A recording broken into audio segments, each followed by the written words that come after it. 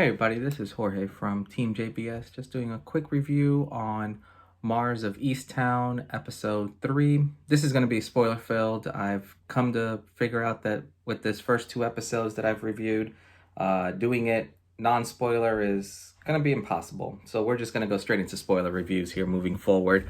I'm going to read you a quick summary of what IMDb has for this, and from there we'll just kind of jump right into it with my thoughts and all that. So it starts off saying, as Mar and Colin parse new physical evidence, phone records lead to an unlikely suspect. After lashing out at Helen about a possible custody fight over Drew, Mar receives some unprompted advice from Richard on how to move forward with Carrie. Later, Kenny and Mar face the consequence of their misguided attempts to protect their family. And we'll kind of start from there.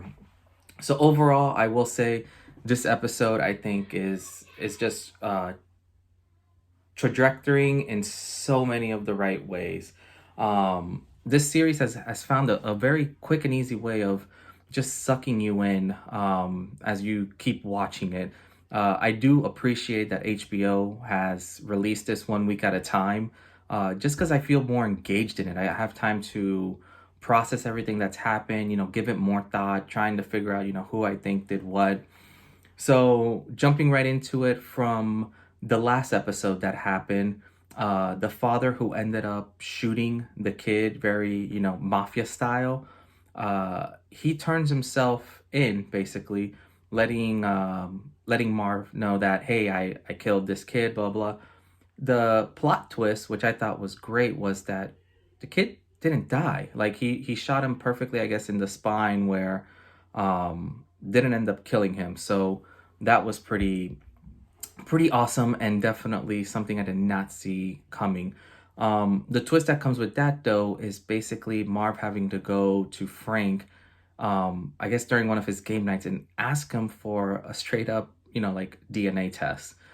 Because there is rumors that he was potentially the father of this child, which I always thought was a little far-fetched. But if that ends up happening, I think it will be very, very, it just would be unfortunate. Like, I think that's too black and white and too predictable. So I don't see that happening. Throughout this episode, though, you start seeing basically so much, like, just so much drama and everything happening within it. At one point, Marv is setting up, I guess, the Drew, who is her grandson. The mom, I guess his paternal mom, is trying to get custody back. She obviously is some type of drug, like she's going through some rehabs. And Marv ends up setting her up. She ended up getting, I guess, arrested for having, I believe it was heroin in there. And I'll jump into that because that's kind of how the episode ends in a little bit. Something that I did find interesting though was Evan Peters' character. I forgot his name off the top of my head right now, but he was, I guess, while he was drinking and very much drunk. I don't know if it was just the way that I interpreted, but almost as if he told Marv that he wants to spend time with her and wants to get to know her a little bit better, which I thought was so strange. Something that does come from this episode is you start seeing the death of the girl. Kind of everything slowly starts unwinding through this. So a few things. One was after the dad shot Dylan. I found it so weird that they found him in the same spot that they found his daughter. You know, just very weird. I can only, imagine therapeutically, just laying in the same place where, his daughter was last found. But they start looking up through this field where, they end up finding the daughter's finger that was shot off. From there, Marv and Evan's character, Colin, they start kind of doing detective work, finding all this. Marv uses her wits to get Evan to, I keep calling him Evan, but Colin's character to basically call in the county's, I guess, firearm dogs. They end up finding, I guess, kind of how the bullet ricocheted and all this, and you actually end up seeing the bullet lodged into a tree that they think could have been used. Um, One thing that came from all this, which I found incredibly crazy, was, I guess, the last phone call that the girl who died made was to, I believe her name was Susie, was to a, and you guys can correct me here, it's not a priest, I think it was a deacon or something, but she called him at like 11:30 at night, and that kind of spirals completely out of control. So um Marv's character and Colin end up going to see the, like the father of the Catholic Church, which ends up being Marv's cousin or something like that, which I thought was hilarious because even Colin made a funny joke of, like, are you related to everyone here? But when they go see the deacon, or the priest, I forgot what it is, but they they start questioning him, ask him for his phone records and all this, and ask him basically at the end of the day why he was getting a phone call from her, at 11 o'clock at night, which definitely was very suspect. To make matters worse, after all that happened, they show like a night scene of the priest basically driving to a bridge, opening up the trunk to his car and throwing a bike from his trunk to the bottom of the river, which obviously it makes it very, very, it just points all fingers to the priest doing the killing, which would make no sense. But at the same time, if you're connecting kind of all the little side stories that have been happening, um with them saying that Dylan isn't the father of, of the child and all that, it could end up being the priest, which would, kind of fall into line to, all the Catholic priest type, unfortunately, all those jokes, with them molesting or doing things with children. So that will be very interesting. Hopefully that doesn't happen, but that will definitely be interesting to see how the priest plays into this. The huge cliffhanger at the end of the episode, which I did not see coming at all, was basically Marv ended up planting heroin. You kind of see her like sneaking out of the evidence room, and she has on gloves and everything, which at that point you knew something was up. I did not know that what she was taking was heroin. I thought it was going to be some type of like pain pill or something, to help her, like mend, kind of the pain of her losing her son and all this stuff that she was going through. I thought she was doing more like the self-medication type, but she ended up stealing heroin from a previous drug bust and putting it on her grandson's, biological mother's car.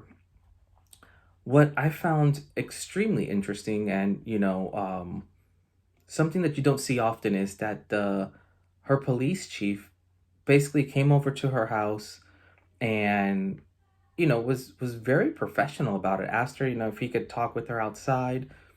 He talked with her and kind of just cut her a huge, huge, like, get out of jail for free card. I mean, she basically planted illegal drugs on an innocent person. And what ended up happening was he ended up just kind of putting her on administrative leave. He took her badge and her gun away.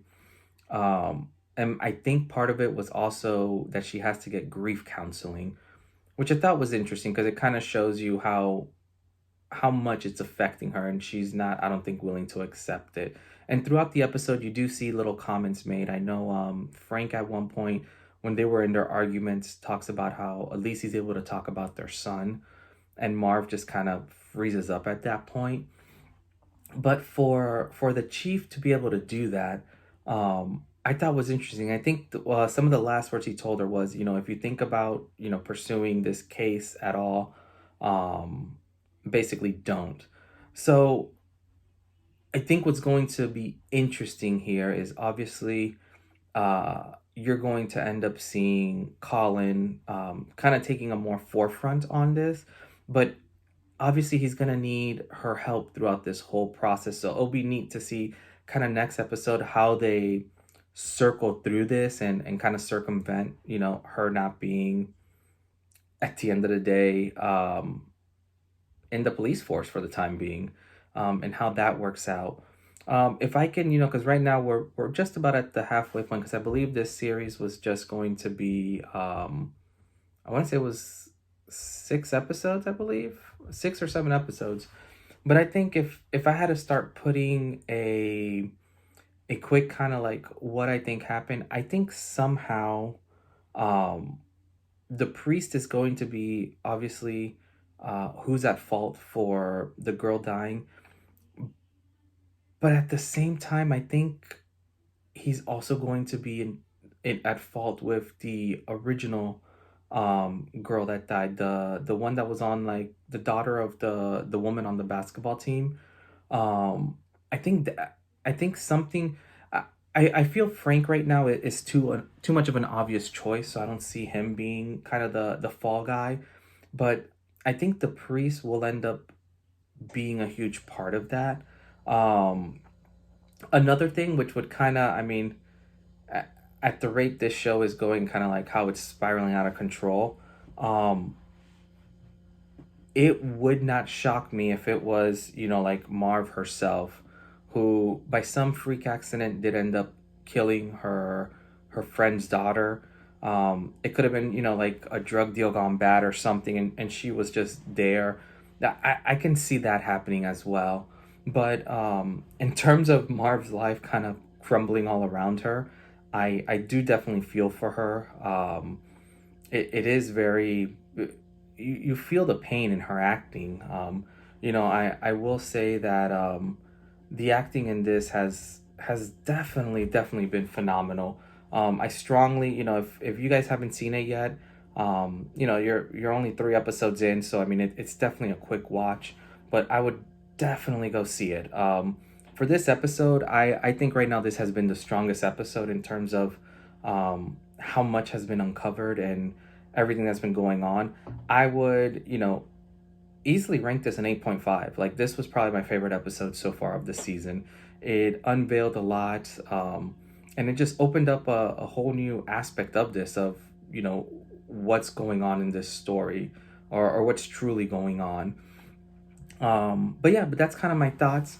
I will say, definitely would love to hear your guys' thoughts on this. Let me know what you guys think. As always, like, comment, subscribe if you haven't. And as always, I will see you guys next time. Peace.